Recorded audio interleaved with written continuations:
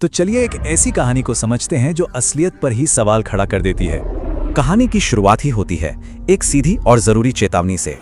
रोज ठीक एक ही वक्त पर एक बहुत अजीब सी चीज होने लगी थी।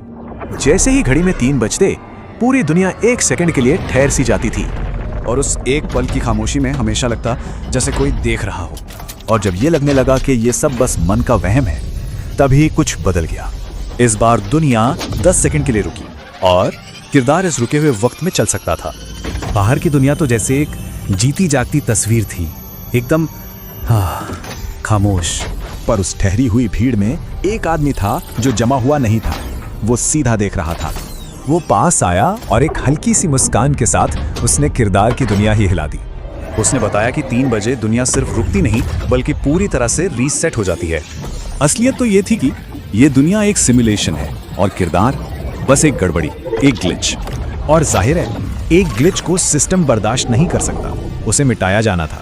तभी पूरा सिमुलेशन बिखरने लगा, अलार्म बजने लगे और दुनिया गायब होने लगी।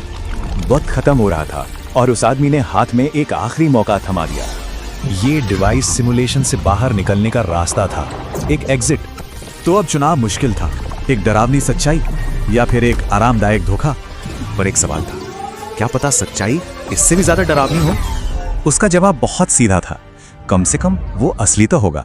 दुनिया आंखों के सामने बिखर रही थी और किरदार ने बटन दबा दिया। एकदम सन्नाटा। आंखें खुली तो सामने बस एक सफेद खाली कमरा था और एक स्क्रीन पर एक मैसेज आया, सब्जेक्ट 27 सफलतापूर्वक बाहर निकल गया। चलो एक राहत की सांस ली। लेकिन इससे पहले कि कुछ समझ आता, स्क्रीन पर एक और लाइन उभरी। दुनिया फिर से बनी, लेकिन अब किरदार का रोल बदल चुका था। वो अब खुद उस ठहरे हुए नजारे का हिस्सा था। घड़ी में 3 बजते हैं। एक नया लड़का उसे देखकर कहता है, तुम जाग गए हो? यानी ये चक्र फिर से शुरू हो गया।